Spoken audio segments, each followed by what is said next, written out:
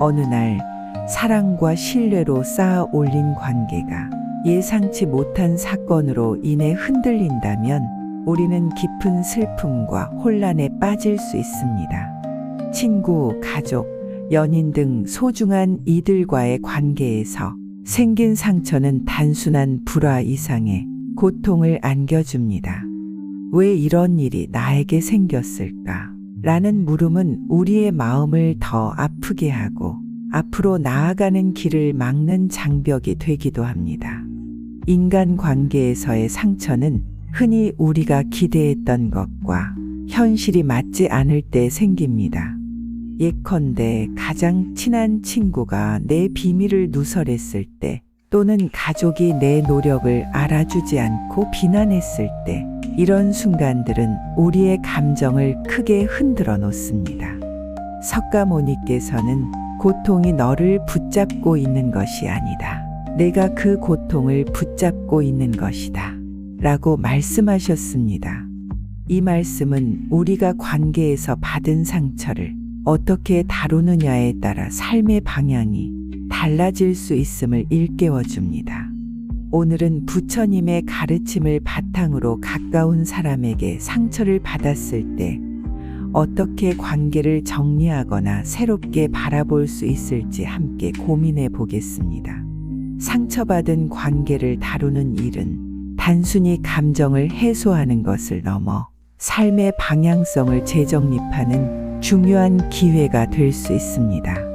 사회심리학에서는 관계에서의 갈등과 상처를 개인의 자아 존중감, 상호 의존성, 그리고 커뮤니케이션 기술과 깊이 연관된 문제로 봅니다.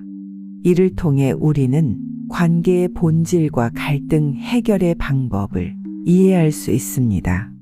심리학자 존 가트맨의 연구에 따르면 인간관계에서 발생하는 갈등은 피할 수 없는 것이며 이를 해결하는 방식이 관계의 지속 여부를 결정짓는 핵심 요인이라고 합니다. 특히 그는 상대방의 말을 경청하고 감정을 존중하는 태도를 강조하며 이를 통해 갈등이 해소될 뿐 아니라 관계가 더 깊어질 수 있다고 말합니다. 그러나 때로는 상처가 너무 깊어 관계를 지속하는 것이 오히려 서로에게 해가 될 수 있습니다. 가까운 사람에게 상처를 받았을 때 우리의 첫 반응은 분노나 실망일 수 있습니다. 하지만 이 감정이 지속되면 자신을 파괴하는 도구로 작용할 수 있습니다. 부처님께서도 마음속에 화를 품는 것은 자신이 독을 마시고 상대가 죽기를 바라는 것과 같다고 말씀하셨습니다. 이는 우리가 감정을 어떻게 다루느냐에 따라 갈등이 치유로 이어질 수도 고통의 반복으로 남을 수도 있음을 상기시킵니다. 이러한 상황에서 중요한 첫 번째 단계는 자신의 감정을 솔직하게 인정하는 것입니다. 나는 상처받았다 는 사실을 인정하지 않는다면 우리는 그 고통을 제대로 치유할 수 없습니다. 사회심리학에서는 이 과정을 감정의 외재화라고 부르며 이를 통해 내면에 쌓인 부정적인 감정을 효과적으로 해소할 수 있다고 봅니다. 두 번째 단계는 관계의 본질을 점검하는 것입니다. 이 관계가 나의 자아 성장에 기여하는 건강한 관계인지 아니면 상처를 반복적으로 주는 유해한 관계인지 명확히 구분해야 합니다. 심리학자 캐럴 듀액은 건강한 관계는 상대를 성장의 도구로 삼지 않고 서로를 지지하고 함께 발전하는 관계라고 정의했습니다. 만약 상대방이 지속적으로 비난과 실망만을 준다면 그 관계는 재평가의 대상이 됩니다. 셋째로, 상처를 치유하고 관계를 정리하는 과정을 통해 자신의 한계를 이해하고 상대방의 행동을 받아들이는데 초점을 맞춰야 합니다. 이것은 결코 상대의 행동을 정당화하거나 용납하라는 뜻이 아닙니다. 대신 나의 마음의 평화를 위해 상대방의 행동을 더 이상 나를 파괴하는 원인으로 남기지 않겠다는 결단을 의미합니다. 행복은 다른 이의 행동에 의존하지 않는다. 는 부처님의 가르침을 되새길 필요가 있습니다. 마지막으로 사회적 연결의 중요성을 잊지 말아야 합니다. 심리학자 마틴 셀리그먼은 긍정 심리학을 통해 사회적 유대감이 강한 사람들은 그렇지 않은 사람들보다 더 큰 행복감을 느낀다. 고 주장했습니다. 상처받은 관계를 정리한 뒤 새로운 관계를 맺거나 기존의 건강한 관계에 더 깊이 몰두하는 것이 중요한 이유입니다. 결국 가까운 사람에게 받은 상처는 관계의 끝이 아니라 스스로를 돌보고 새로운 시작을 준비하는 과정이 될 수 있습니다. 다음 단계에서는 부처님의 말씀과 명언을 통해 상처받은 관계를 치유하고 평온을 찾는 방법에 대해 구체적으로 살펴보겠습니다. 부처님의 말씀은 우리에게 삶의 고통과 갈등을 치유할 지혜를 전합니다. 첫 번째, 고통을 내려놓아라.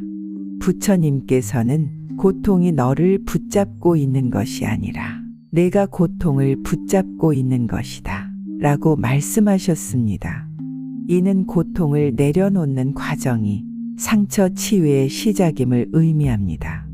예를 들어 가까운 친구의 배신으로 인해 마음이 찢어질 듯 아플 때 우리는 종종 그 고통을 붙잡고 계속 반복적으로 떠올리며 스스로를 괴롭히곤 합니다. 하지만 내려놓는 순간 우리는 고통에서 벗어나 자유를 얻을 수 있습니다. 명상을 통해 고통을 관찰하고 이를 마음속에서 흘려보내는 연습이 이러한 과정의 첫걸음입니다. 두 번째, 자비를 통해 상처를 초월하라. 부처님께서는 자비란 나 자신뿐 아니라 상처를 준 사람까지 포함하는 것이라고 말씀하셨습니다. 자비는 상대방의 행동을 정당화하는 것이 아니라 그들이 그러한 행동을 하게 된 배경을 이해하려는 노력을 포함합니다. 예를 들어 상처를 준 사람이 자신의 상황에서 최선을 다하려 했지만 부족했음을 깨닫는다면 우리는 그들에게 자비를 베풀 수 있습니다. 이는 마음속의 분노와 원망을 줄이고 스스로를 치유하는 과정으로 이어집니다. 세 번째, 관계의 의미를 성찰하라. 부처님께서는 우리 인생의 최고의 목표는 다른 사람들을 돕는 것이다. 만약 돕지 못한다면 최소한 해치지 말라고 말씀하셨습니다. 관계에서 갈등이 발생했을 때 그 관계가 나의 성장과 평화에 어떤 영향을 미치는지 성찰하는 과정이 필요합니다. 예컨대 직장 동료나 친구와의 관계가 반복적으로 갈등과 고통을 일으킨다면 그 관계를 지속하는 것이 나에게 어떤 가치를 더해주는지 점검해야 합니다.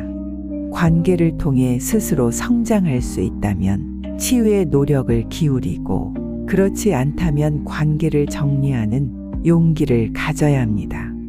네 번째, 집착을 내려놓아라.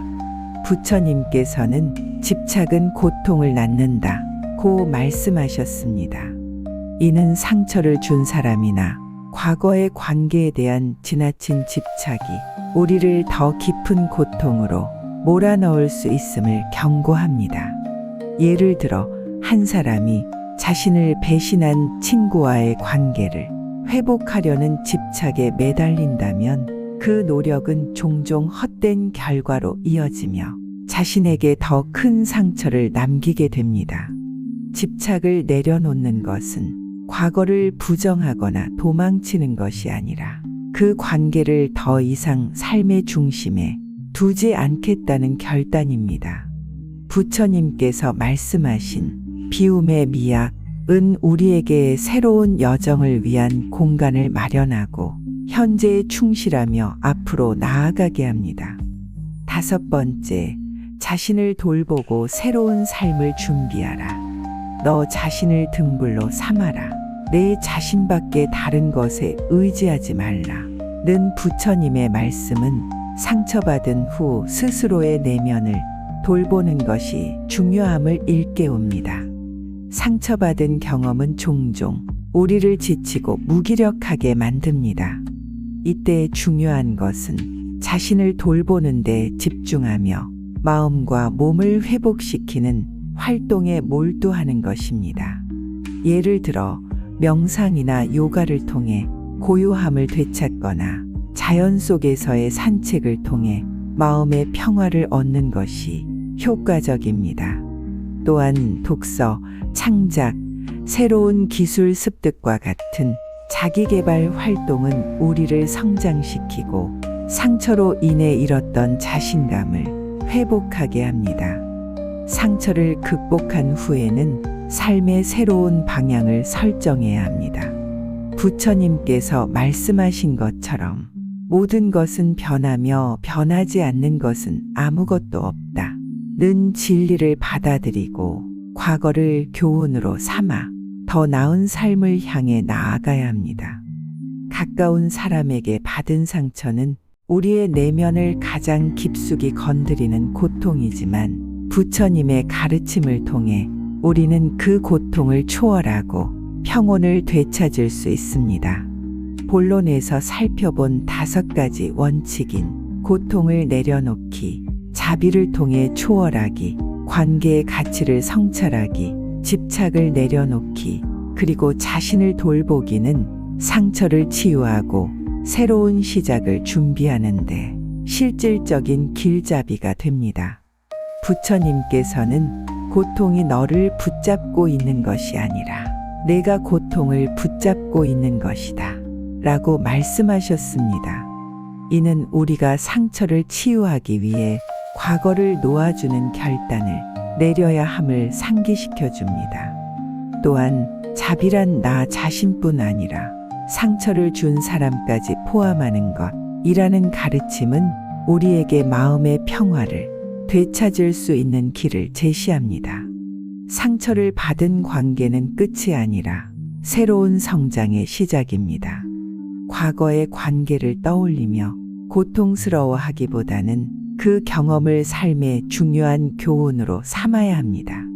부처님께서 말씀하신 모든 것은 변하며 변하지 않는 것은 아무것도 없다. 는 진리를 받아들이고 더 나은 미래를 향해 걸음을 내디뎌야 합니다. 결국 상처받은 관계를 극복하는 과정은 우리를 더 단단하고 지혜롭게 만드는 계기가 됩니다. 삶에서 중요한 것은 우리의 마음가짐과 실천이라는 가르침을 기억하며 지금 이 순간부터 자신의 삶을 다시 설계하십시오. 과거의 상처는 더 나은 미래를 위한 밑거름이 될 뿐입니다. 과거는 교훈일 뿐 우리의 발목을 잡는 족쇄가 아니다. 라는 부처님의 말씀을 되새기며 상처받은 경험을 통해 자신을 돌보고 더 긍정적이고 평온한 삶을 향해 나아가시길 바랍니다. 지금 바로 실천하십시오. 명상과 성찰을 통해 내면의 평화를 찾고 당신에게 주어진 새로운 기회를 온전히 받아들이십시오. 삶은 우리의 선택으로 만들어지는 여정입니다. 이제 당신의 여정을 다시 시작하십시오.